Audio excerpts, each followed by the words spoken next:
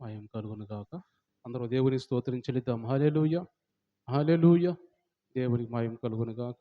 అలాగే చేరువచ్చిన మీ అందరూ కూడా ప్రభు పరిశుద్ధ నామమున అందరికి వందనాలండి. అందరికి వందనాలు. మంచిది. కొద్దిసేపు మనం దేవుని వాక్యము ధ్యానం చేసుకుందాం. మన పరిశుద్ధ గ్రంథమైన బైబిల్‌లో నుంచి అపోస్తలుడైన పౌలు కొరింథీయులకు రాసిన మొదటి పత్రిక. మనము గడిచిన దినాల్లో ధ్యానం చేసుకుంటా మనం కొన్ని మాటలు ధ్యానం చేసుకున్నాం. 16వ అధ్యాయము 13, 14 వచనాల్లో 14వ వచనం చదువుకుందాం ఈరోజు. మొదటి పత్రిక 16వ అధ్యాయం 14వ వచనం. మీరు చేయు కార్యములన్నీయు ప్రేమతో చేయుడి. చిన్న ప్రార్థన చేసుకుందాం, కళ్ళు మూసుకుందాం. దేవుడి వాక్యం ద్వారా మనతో మాట్లాడలాగన ప్రార్థన చేసుకుందాం.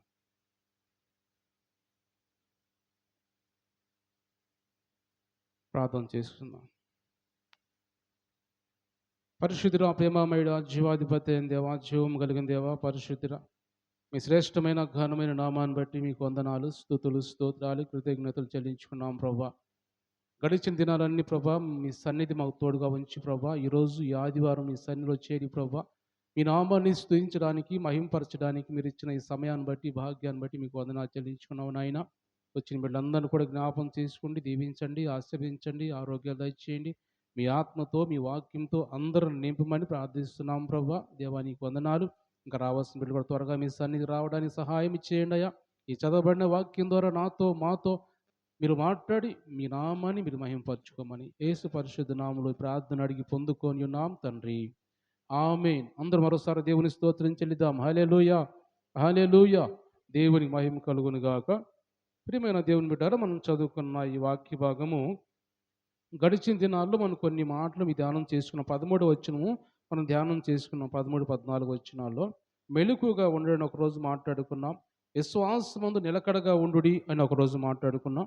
పౌరుషం గలవారై ఉండండి అని ఒకరోజు, బలవంతులై ఉండుడి అని ఈ అంశాలన్నీ కూడా ఒక్కొక్కరోజు మాట్లాడుకుంటూ వచ్చాం.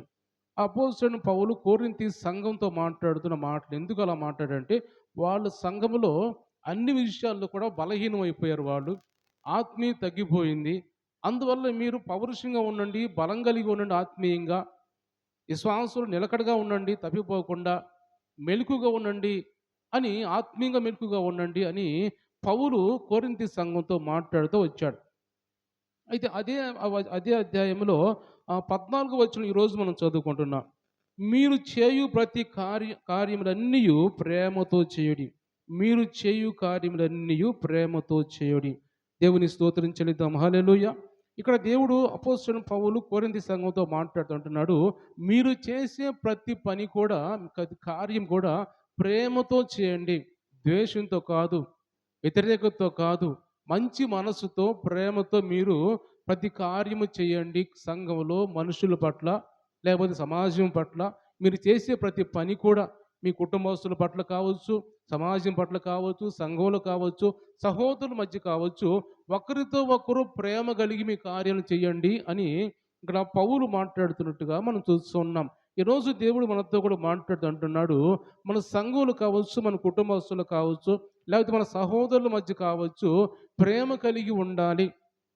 మనం చేసే ప్రతి కార్యము నువ్వేమి చేయాలనుకుంటున్నావు నీ ఎదుటి వారికి, నీ సహోదరుడు కావచ్చు, నీ కుటుంబంలో వారికి ఏమి చేయాలనుకుంటున్నావో అది ద్వేషంతో కాకుండా, వ్యతిరేకతతో కాకుండా ప్రేమతో మీరు చేయాలి. కడుపులో ఏదో బాధ ఉంచుకొని, ఏదో ద్వేషం ఉంచుకొని పైకి సహాయం చేస్తున్నట్టుగా, పైకి ప్రేమ చూపిస్తున్నట్టుగా అలా అలా చేయకూడదు.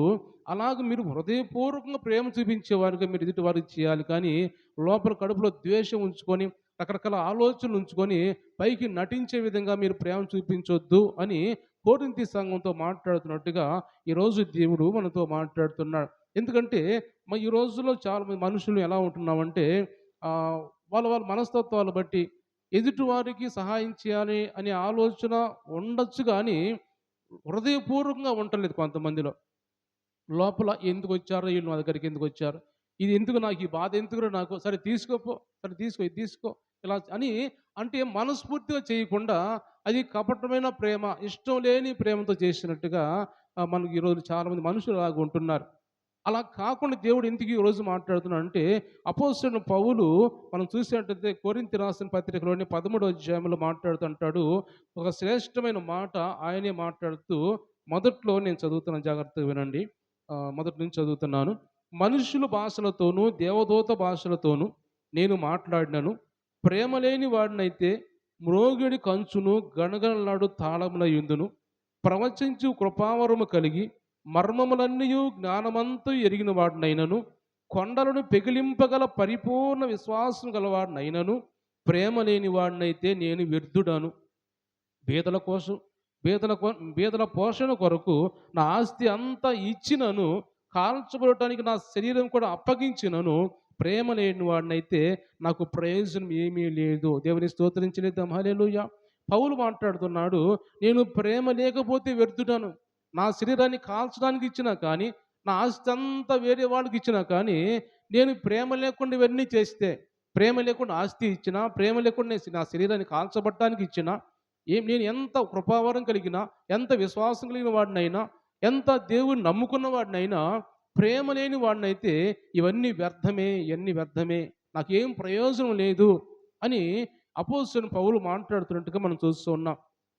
ఈరోజు దేవుడు మనతో కూడా ఈ మాటలు మాట్లాడుతున్నాడు. ప్రేమ లేకుండా ఏమి చేసినా ప్రయోజనం లేదు. ప్రేమ లేకుండా మనం ఆ శరీరాన్ని కాల్చబట్టడానికి ఇచ్చినా కానీ ప్రయోజనం లేదు అని ఇక్కడ పౌలు ఆ సంఘంతో మాట్లాడుతున్నాడు. అంటే వాళ్ళు ఎందుకు మాట్లాడుతున్నాడు? వాళ్ళ ప్రేమ పూర్తిగా లోపించిపోయింది. ప్రేమ పూర్తిగా కరువైపోయింది. ఎందుకంటే వాళ్ళు ఎలా ఉన్నారంటే, వాళ్ళు వ్యత్యాసాలు పెట్టుకుంటున్నారు. నేను పౌలు వాడను, నేను అపోల్లో వాడను, నేను క్రీస్తు వాడను, లేకపోతే నేను కేఫా వాడనని ఒక కొంతమందిని ఏర్పరచుకొని సేవకుల్ని, మా సేవకుడు కేఫా పేతురు, మా సేవకుడు మేము నమ్ముకున్నది యేసు ప్రభుని, మా సేవకుడు పౌలు, మా సేవకుడు అపోల్లో అని రకరకాలుగా ఏర్పరచుకొని ప్రేమ లేకుండా ఒకరి మీద ఒకళ్ళు ద్వేషాలతో ఉంటున్నట్టుగా మనం చూస్తూ ఉంటాం.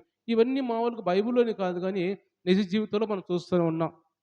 ఒంగోలులో మనం చూస్తూ ఉన్నాం. ఒంగోలులో ఉన్న పెద్ద చర్చి ఎంతమంది ఎలా ఉండేదో, ఎంత లోపల పట్టకుండా బయట కూడా టెంట్లు వేసి కూర్చొని చేసే చర్చి అది. బాప్టిస్ట్ చర్చి మీకు తెలుసు, సీఎం చర్చి అని కలెక్టర్ ఆఫీస్ పక్కన. అది ఎంత పెద్ద చర్చి, అది ఎంతమంది పెద్ద సంఘం ఉండేదో. అందరూ కూడా ఉద్యోగస్తులు అందరూ ఉన్నవాళ్ళు వెళ్ళి అక్కడికి వెళ్తారు. అలాంటి సంఘం ఇప్పుడు ఏమైందంటే చీలిపోయింది. ఇద్దరు సేవకులను ఏర్పరచుకొని చీలిపోయి ఎవరి పాటి వాళ్ళ గొడవలు కొట్టుకోవటం, పోలీసులు రావటం, వాళ్ళు తీర్పు చేయటం పోలీసులు, ఈ విధంగా ఎవరికి లేకుండా ఇప్పుడు చర్చికి తాళం వేశారు. చర్చి మొత్తం తాళం వేసి వెనకున్న వరండాలో చెరిసగం చేసుకొని కొంతమంది సగం భాగం, కొంతమంది సగం భాగం ఏర్పరచుకొని, అంటే అలాగా ఎవరి పాటికి వాళ్ళు ఆరాధన చేసుకుంటున్నారు.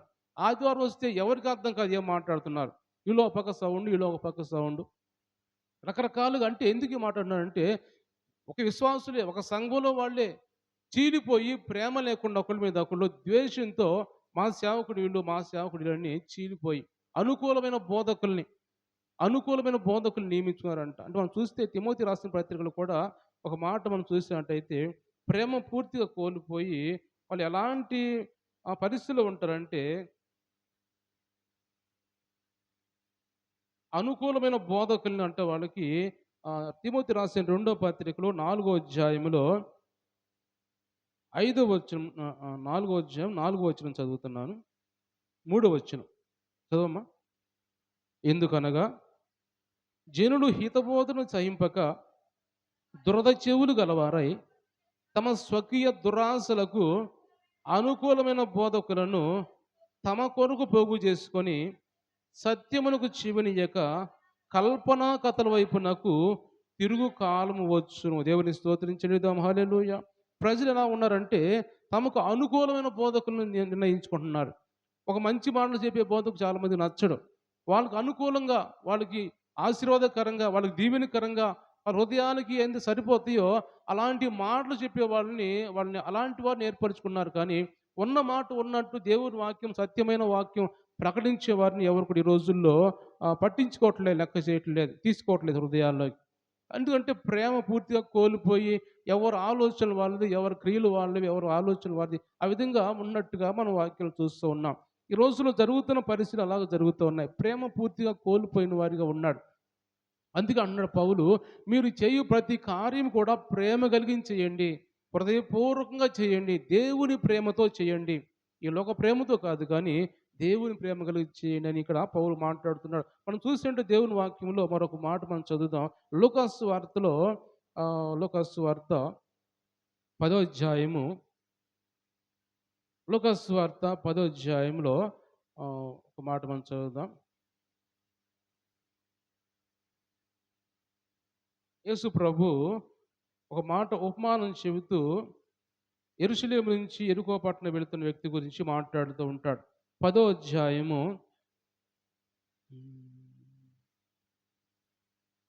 25 నుంచి చదువుకుందాం.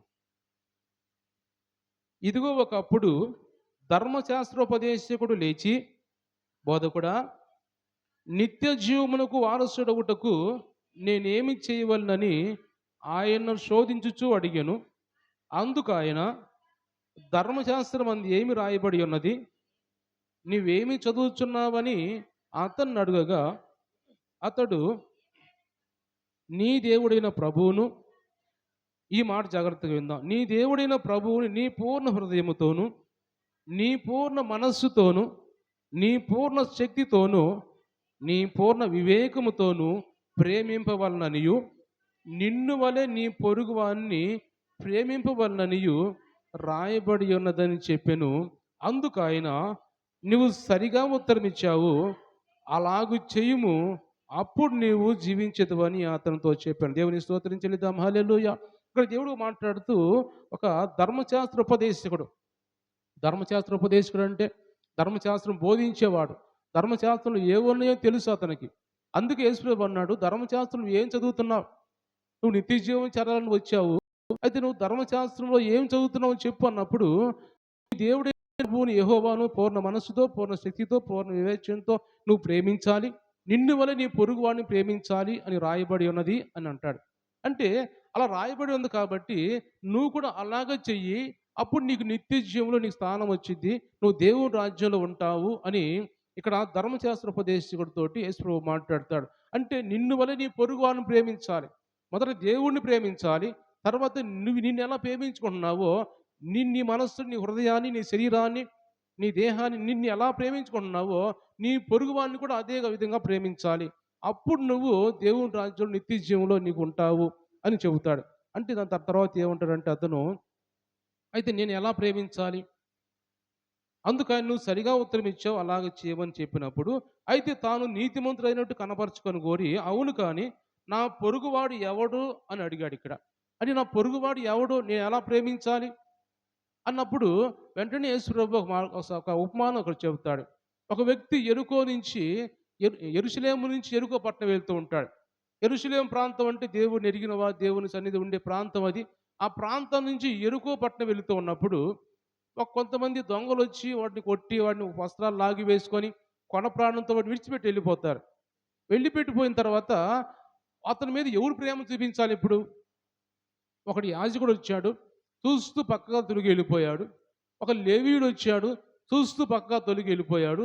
ఒక సమరయుడు వచ్చాడు, చూసి ఆగి అతని దగ్గర తీసుకొని అతను ప్రేమించి, అతని గాయాగి ద్రాక్షరసి కట్లు కట్టి ఒక పూటకోళ్ళ వన్ దగ్గర తీసుకెళ్ళి అతనికి అప్పగించి, ఇతను జాగ్రత్తగా చూసుకోయా, నేను మరలా ఏదైనా బాకీ పడితే నేను వచ్చినప్పుడు నీ బాకీ నేను తీరుస్తాను అని అతనికి పూటకోళ్ళ వానికి అప్పగించి అతని దగ్గర జాగ్రత్తగా తీసుకెళ్ళి అతను అప్పగించిన వాడు. అంటే ఇప్పుడు వీళ్ళందరిలో ఎవరు ప్రేమించారు అతన్ని అని యేసుప్రభువు అడుగుతాడు.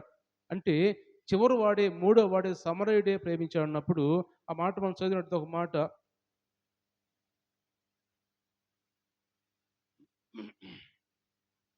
36వ వచనం చదువుదాం.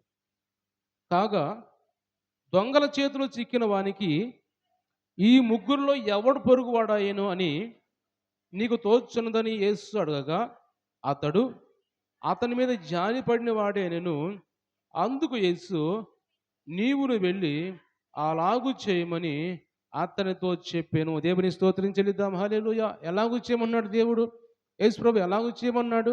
పొరుగువాడిని, నా పొరుగువాడు ఎవడు, నా పొరుగువాడిని ఎలా ప్రేమించాలి, ఎలా ప్రేమిస్తే నిత్య జీవం నేను చేరతాను అని అతను ప్రశ్న వేశాడు యేసు ప్రభుని. అప్పుడు ఉపమానం చెప్పిన తర్వాత, ఈ ముగ్గురులో ఎవరు పొరుగువారు ఎవరు ప్రేమించిన వాళ్ళు ఎవరు అన్నప్పుడు ఆ మూడో వ్యక్తిని చెప్పినప్పుడు నువ్వు కూడా అలాగ చెయ్యి అన్నప్పుడు నువ్వు కూడా ప్రేమ కలిగి ఉండు, నువ్వు కూడా పొరుగు వాడిని ప్రేమించు, నువ్వు కూడా దేవుణ్ణి ప్రేమించేవాడిగా ఉండు, అప్పుడు నీకు నిత్య జీవము ఉంటుంది అని ఈ ధర్మశాస్త్ర ఉపదేశంతో యేసు ప్రభు మాట్లాడుతుండగా మనం చూస్తాం. కాబట్టి దేవుని మంటను గమనించినట్టయితే ఎదుటివాని మీద ప్రేమ చూపించాలి. ఎదుటివారి మీద ద్వేషం కాదు కానీ ఎదుటివారి మీద ప్రేమ చూపించే వారిగా ఉండాలని ఈ వాక్యం ద్వారా దేవుడు మనతో మాట్లాడుతున్నాడు. ఏదో వాళ్ళు ఎవరో ఏమైపోతే మనకెందుకులే, ఎట్లా పోతే మనకెందుకు అని చూస్తూ పోవటం కాదు కానీ వాళ్ళ కోసం వీలైనంత వరకు మనం చేతనైంది చేయాలి. చేతనైంది చేయాలి. ఒకవేళ ఆస్తిపరంగా చేయకపోయావా, లేకపోతే నీకు ధనం లేదా, ఆస్తి లేదా, దాని ద్వారా చేయలేకపోతున్నావా, కనీసము దేవుని సన్నిధిలో ప్రార్థన చేసి దేవుని సహాయము కోరి ప్రభువా ఈ పరిస్థితిలో ఉన్నారు, ఇగో ఇబ్బందికరమైన పరిస్థితిలో ఉన్నారు, ఈ బలహీనతలో ఉన్నారు ప్రభు అని వారి కోసం ఆ విధంగా సహాయం చేసే విధంగా ఉండాలని దేవుడు మాట్లాడుతున్నాడు. కానీ దేవుని ఎరుగని చాలా మంది కూడా ఈ రోజులు ఎలా ఉన్నారంటే ఎవరు ఎలా పోతే మనకి ఎందుకులే, మనం బాగున్నాం కదా చాలులే, మన ఆరోగ్యంగా ఉన్నాం, మన కుటుంబం బాగుంది, మంచిగా ముందు కొనసాగుతున్నాం చాలులే అనుకుంటున్నారు. కానీ ఎదుటివాని పరిస్థితి ఎలాగుంది, ఇబ్బందిగా ఉన్నారా, కష్టాల్లో ఉన్నారా, ఉంటే సహాయం చేసి తప్పేం లేదు. ఇప్పుడు నువ్వు సహాయం చేస్తే రేపు మళ్ళీ నీకు సహాయం చేస్తారు వాళ్ళు. అలాగ ప్రేమ కలిగి ఉండండి అని ఇక్కడ దేవుడు మాట్లాడుతున్నాడు మనం చూస్తున్న వాక్యంలో. కాబట్టి అలాగ ఈరోజు మన అందరితో కూడా దేవుడు మాట్లాడుతున్నాడు. ఎదుటివారిని సహోదరుని ప్రేమించాలి, సహోదరుని ద్వేషించకూడదు. మనం చూస్తే దేవుని వాక్యంలో యోహాను రాసిన మొదటి పత్రిక 4వ అధ్యాయం మనం చూసినట్టయితే యోహాను రాసిన మొదటి పత్రిక 4వ అధ్యాయంలో అక్కడ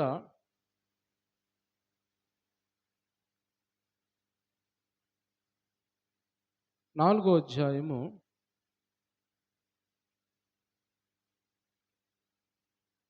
20వ వచనం చదువుదాం. 20, 21.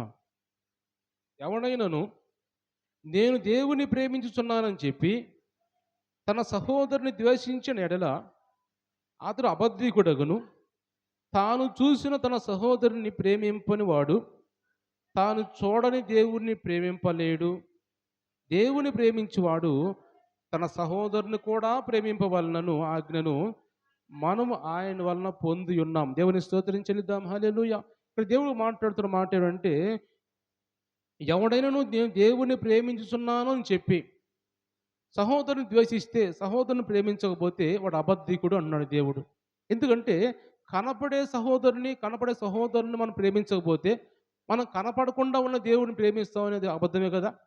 ఎందుకంటే మనం దేవుని బిడ్డలం కాబట్టి దేవుని ప్రేమ మనలో ఉంటే కనపడే సహోదరుని ప్రేమించాలి. సహోదరుని ప్రేమించకుండా నేను దేవుని ప్రేమిస్తున్నాను, దేవుని సంధికి వెళుతున్నాను, నేను మారు మనసు పొందాను, రక్షణ పొందాను నేను అని ఎంత నువ్వు చెప్పినా కానీ నువ్వు అబద్ధికుడు అన్నాడు దేవుడు. ఎందుకంటే నువ్వు కనపడే సహోదరుని ప్రేమించలేకపోతున్నావు, నన్ను ఎలా ప్రేమిస్తావు, నేను కనపడను కదా నీకు అని అంటే దేవుడు ఈ విధంగా ఏం మాట్లాడుతున్నాడు అంటే నీ సహోదరుడు కూడా ఒక విధంగా దేవుని కుమారుడు కాబట్టి, దేవుని బిడ్డే కాబట్టి అతను నువ్వు ప్రేమించాలి. అతను ప్రేమిస్తే దేవుని ప్రేమించినట్టే. నీ సహోదరుని సహోదరిని ప్రేమిస్తే నువ్వు దేవుని ప్రేమించినట్టే అని దేవుడు మాట్లాడుతున్నాడు.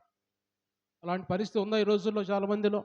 అలాంటి పరిస్థితి మనలో రావాలి, ఎదుటి వారిని కూడా ప్రేమించే విధంగా ఉండాలి అని దేవుడు మనతో మాట్లాడుతున్నాడు. చూస్తే దేవుని వాక్యంలో కయ్యూను హేబేలు గురించి మనం చూస్తే దీంట్లో మొదటి అధ్యాయం చూద్దాం. యోహాను రాసిన మొదటి పత్రికలోనే 3వ అధ్యాయం రాయబడిన మాట ఉంటే అక్కడ వాళ్ళ గురించి 10వ వచనం చదువుకుందాం. దీనిని బట్టి దేవుని పిల్లలు ఎవరో అపవాది పిల్లలు ఎవరో తేటపడును.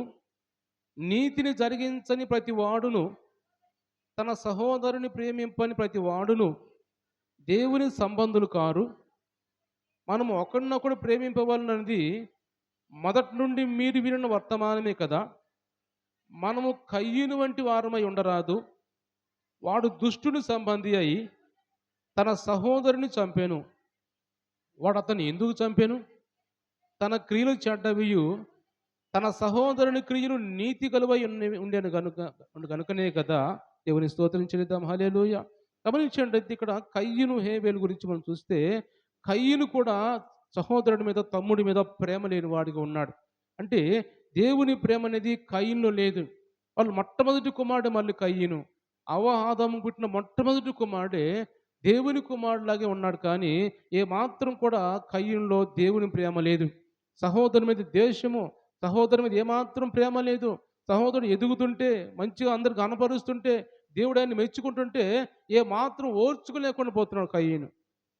మొట్టమొదటి కుమారుడు ఈ సృష్టిలో మొట్టమొదటి కుమారుడు కయీను.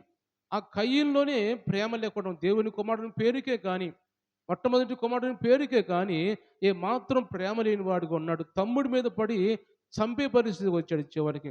అంటే నా తమ్ముడు కదా, నా తోడబుట్టినవాడు కదా, ఎలా చంపాలి నేను అని ఒక ఆలోచన కూడా ఏమాత్రం రాకుండా ఆయన మీద ప్రేమ లేని వాడుగా, అతన్ని చంపేవాడుగా, అంటే దుష్టుడు సంబంధిగా మారిపోయాడు కయ్యేను. ఇక్కడ మాటల ద్వారా వాక్యం ద్వారా ఏం రాస్తున్నాడంటే అతను దుష్టుడు సంబంధిగా మారిపోయాడు కయ్యేను. సాతాను చేతుల్లో ప్రవేశించిన తర్వాత ఇప్పుడు దేవుడు ఏం మాట్లాడుతున్నాడంటే ప్రేమ లేని వారు సాతాను సంబంధులు. ఈ మాట మనం చాలా జాగ్రత్త తీసుకోవాలి. ఎవరైతే దేవుని ప్రేమ మనలో లేకపోతే వారు సాతాను సంబంధులుగా ఉన్నారు, వారు దుష్టుడు సంబంధులుగా ఉన్నారు. కయ్యను కూడా అదే అదే పరిస్థితిలో ఉన్నాడు. కయ్యను దుష్టుడు సంబంధి కాబట్టి ఏబేలు మీద పడి చంపాడు. ఏబేలు మీద ప్రేమ లేకుండా ఉన్నాడు. లోకానుసరమైన మనిషిగా మారిపోయాడు ఈ కయ్యను. కాబట్టి సహోదరుని ఏమాత్రం ప్రేమించలేకుండా ఉన్నవాళ్ళు దుష్టుడు సంబంధులే, దాంట్లో ఎంత మాత్రం అనుమానం లేదు. ఎందుకంటే మారు మనసు లేకుండా ఉన్నాం, రక్షణ లేకుండా ఉన్నాం మనం. కాబట్టి మనము లోక సంబంధించిన మనుషులుగానే ఉన్నాం ఇంకా. ఎప్పుడైతే రక్షణ పొంది మారు మనసు పొంది దేవుని ప్రేమ మనలోకి వస్తుందో అప్పుడు మనం దేవుని సంబంధులుగా మారిపోతాం. కానీ ప్రస్తుతానికి చాలామంది కూడా దుష్టుడి సంబంధులుగానే ప్రేమ లేని వారుగానే ఉన్నారని మాట్లాడుతున్నాడు. మనం కూడా అందరూ కూడా రక్షణ పొంది ఎరిగిన వారుగా ఉంటే దేవుని సంబంధులుగా దేవుని మెట్లుగా మనం మార్పు చెందుతామని పరిశుద్ధ ఆత్మ దేవుడు మనతో మాట్లాడుతున్నాడు. గమనించిన దేవుని వాక్యంలో మరికొన్ని మాటలు మనం చూసినట్లయితే దేవుడు మనతో మాట్లాడుతూ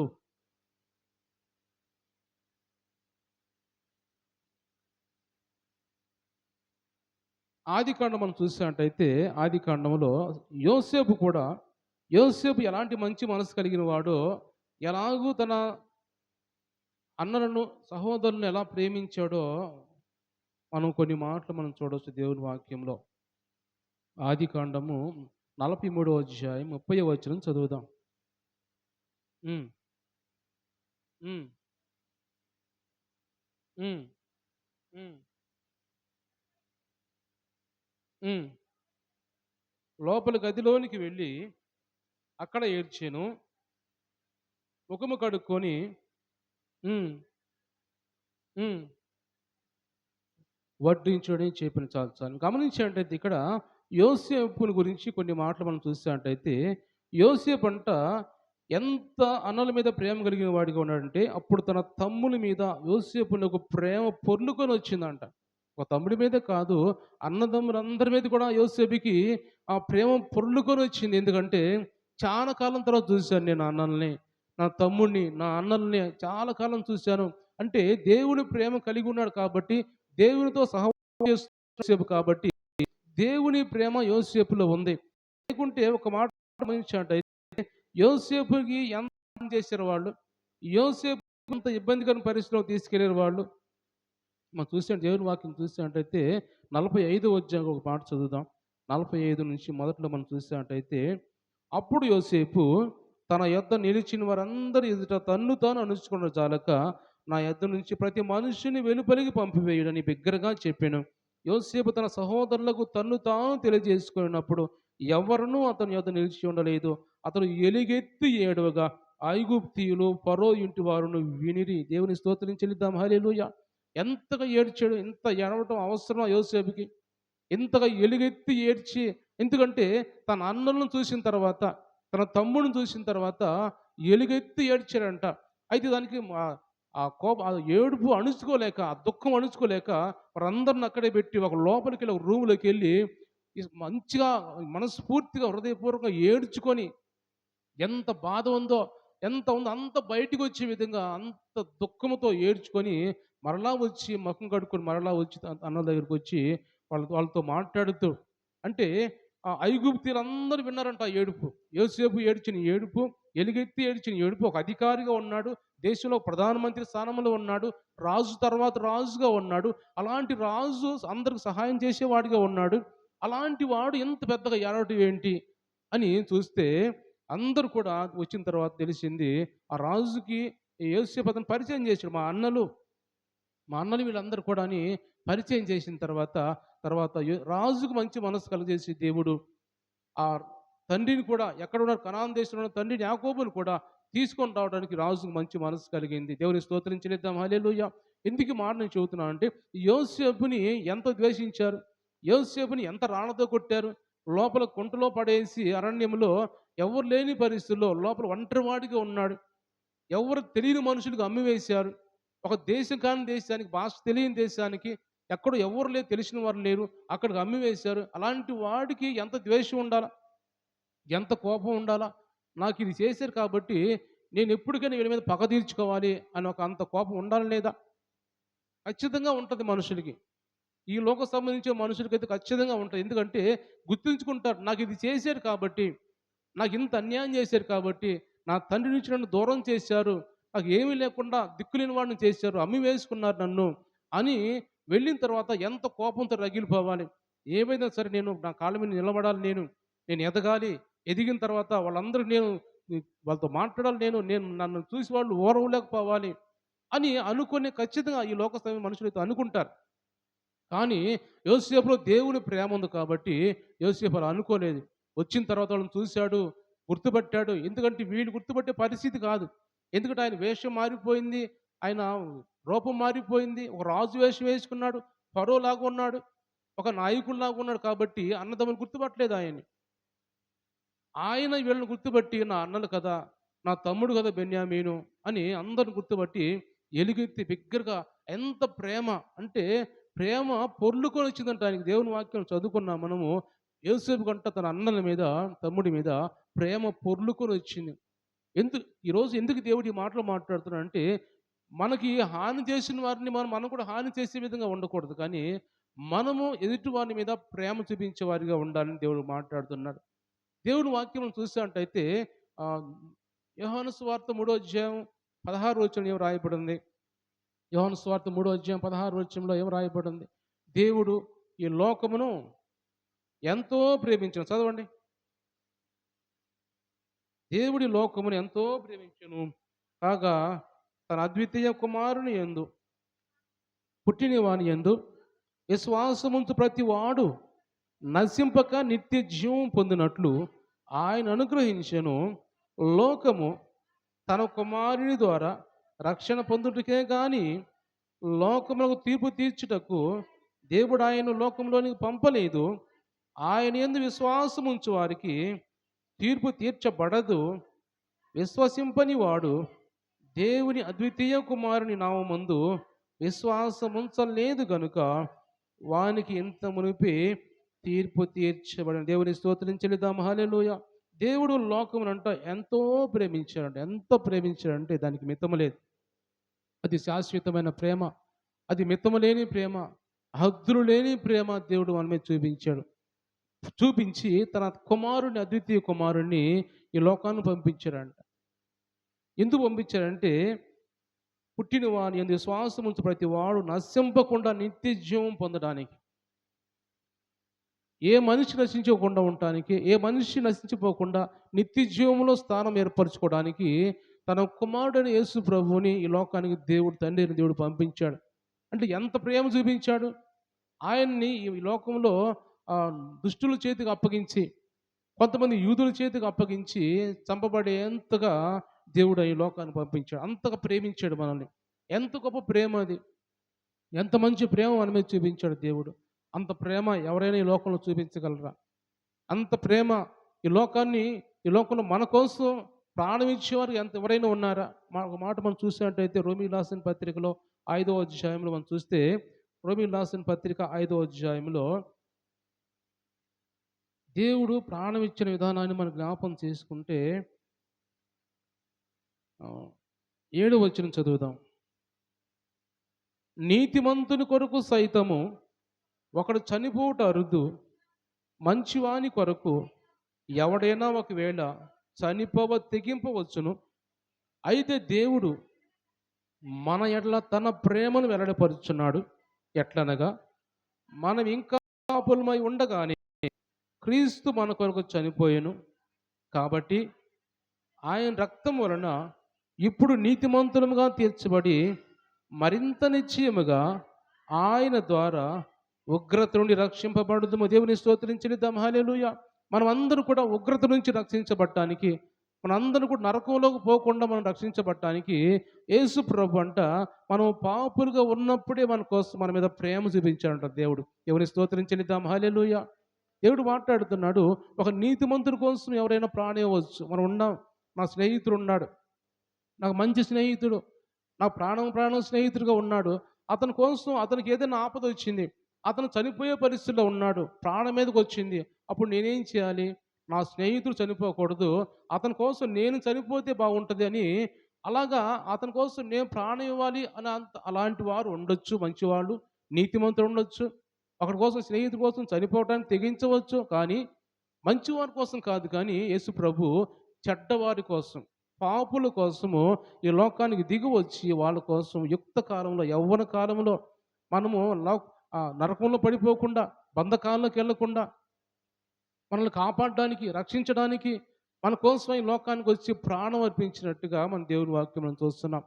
అంటే ఒక పాపులైన మన కోసము నీతిమంతులుగా చేయడానికి మనల్ని, మంచివారుగా చేయడానికి మనల్ని ఆయన మంచివాడైన దేవుడు, నీతిమంతుడైన దేవుడు ఆయన మన కోసం ఆయన నీతి మనకి ఇవ్వడానికి, ఆయన మంచితనాన్ని మనకి ఇవ్వడానికి మన కోసం ప్రాణం అర్పించినట్టుగా దేవుని వాక్యం చూస్తూ ఉన్నాం. కాబట్టి దేవుని బిడ్డలు గమనించినట్టయితే ఈరోజు వింటున్న మనం అందరూ కూడా దేవుని ప్రేమ మనలో ఉండాలి. దేవుని ప్రేమ మనలో నిలిచి ఉండాలి. దేవుని ప్రేమిస్తున్నానని చెప్పి ఎదుటివారిని ప్రేమించకపోతే అది అబద్ధము, అబద్ధికులు మీరు అని దేవుని వాక్యం మాట్లాడుతుంది. కాబట్టి అలాంటి వారిగా మనం ఉండకుండా దేవుని ప్రేమించే వారిగా ఉండాలి. పొరుగువారిని ప్రేమించే వారిగా ఉండాలని ఇక్కడ పొరుగువాడిని ప్రేమించలేకుండా యాజకుడు చూసి వెళ్ళిపోతున్నాడు. సమరయుడు చూశాడు కానీ ఆ యాజకుడు లేవీయుడు ఇద్దరు దేవుని సేవకులే. యాజకుడు అంటే దేవుని సన్నిధిలో నిలబడి నాలాగా వాక్యం చెప్పేవాడు. లేవీయుడంటే దేవుని సన్నిధిలో పరిచయం చేసేవాడు లేవీయుడు. అలాంటి వారు కూడా దేవుని ప్రేమ లేని వారుగా ఉన్నారు అని దేవుడు మాట్లాడుతున్నాడు. అయితే సమరయుడు అంటే వాళ్ళు దేవుని సరిగ్గా ఎరిగిన వారు కాదు. ఇజ్రాయెల్ దేశంలో ఒక ప్రాంతం సమరయ ప్రాంతం. యోదయ, సమరయ, గలిలయ 3 ఉంటాయి ఇజ్రాయెల్ దేశంలో. ఆ 3 పెద్దవి. ఆ 3 కలిపి ఇజ్రాయెల్ దేశం అది. అంటే సమరయ ప్రాంతము అది పూర్తిగా లోకానుసారంగా మారిపోయింది. దానికి చాలా చరిత్ర ఉంది. ఎందుకు మారిపోయిందో చాలా చరిత్ర ఉంది. ఆ యేసుక్రీస్తు పుట్టక మునుపు కొంతమంది బబులోను దేశం నుంచి రాజులు వచ్చి ఆ పట్టణాన్ని నాశనం చేసి ఆ పట్టణంలో ఉన్న కొంతమంది ప్రజలందరం తీసుకెళ్ళి వాళ్ళ దేశంలో పెట్టుకొని వాళ్ళ దేశంలో ప్రజలందరం తెచ్చి ఇక్కడ సమరయ ప్రాంతంలో పెట్టారు.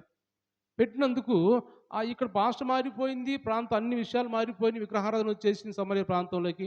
ఇక్కడ దేవుని బిడ్డలందరూ పోయి వాళ్ళ ప్రాంతంలో బబులోను దేశంలో ఉంచుకున్నారు. వాళ్ళ ఆత్మీయత పోయింది, వాళ్ళు విగ్రహారాధకులు అయిపోయారు. అక్కడ వాళ్ళని తెచ్చి ఇక్కడ దేశంలో పెట్టినందువల్ల ఈ ప్రాంతం కూడా పాడైపోయి పూర్తిగా దేవుణ్ణి మర్చిపోయిన వారుగా సమరయులు ఉంటారు. అందుకే ఇప్పటికి కూడా సమరయులతోటి యూదులు సాంగత్యం పెట్టుకోరు. ఒక దేశమే కానీ అప్పుడు మనం చాలాసార్లు చదువుకుంటాం కదా. సమరయ స్త్రీ ఏమంటది? నువ్వు యూదులు కదా, నీతో మాకు పొత్తు ఏమిటి, నాతో ఎందుకు మాట్లాడుతున్నావు అని సమరయ స్త్రీ యేసుప్రభుని అంటది. అంటే ఇప్పుడు కూడా వాళ్ళకి సంబంధం ఉండదు. యూదులందరూ వాళ్ళని పాపులు అంటారు వాళ్ళని. కాబట్టి అలాంటి పాపైన సమరయుడే, ఒక ఎన్నిక లేని అందరూ తృణీకరించబడే సమరయుడే వచ్చి అతను ప్రేమించాడు. కానీ అతను పడిపోయిన వాడిని పట్టుకొని లేవదీసి గాయాలు కట్టి అతని కోసం పరిచయం చేసి మంచిగా పూటకుళ్ళ వానికి అప్పగించాడు. కానీ దేవుని ప్రేమ కలిగిన వారు, దేవుని వాక్యం బోధించేవారు, దేవుని మందిరంలో పరిచయం చేసేవారు ఏమాత్రం ప్రేమ లేకుండా ఉన్నారు అని దేవుడు ఆ ఉపమానం ద్వారా మాట్లాడుతున్నాడు. ఆ ధర్మశాస్త్రోపదేశకంతో మాట్లాడుతున్న మాటలవే. మనం ఉన్నాం కానీ, ధర్మశాస్త్రం చదువుతున్నాం కానీ, దేవుని వాక్యం చదువుకుంటున్నాం కానీ దేవుని ప్రేమ లేదు. నువ్వు కూడా అలాగ చెయ్యి, అప్పుడు నిత్య జీవంలో నీకు ప్రవేశం ఉంటుంది అని ఇక్కడ యేసు ప్రభు ధర్మశాస్త్రోపదేశకంతో మాట్లాడుతున్నట్టుగా దేవుని వాక్యం మనం చూస్తున్నాం. దేవుని స్తోత్రం చెల్లిద్దాం. హల్లెలూయా. కాబట్టి దేవుని మీద గమనించినట్టయితే ఈ రోజులు మనం చూస్తే చాలామంది మనకు వాక్యం గమనించినట్టయితే మత్తయి సువార్తలో ఒక మాట చదువుదాం. 24వ అధ్యాయంలో మత్తయి సువార్త 24వ అధ్యాయము 12వ వచనం చదువుకుందాం. అక్రమం విస్తరించుట చేత అనేకుల ప్రేమ చల్లారును, వాడే రక్షింపబడును.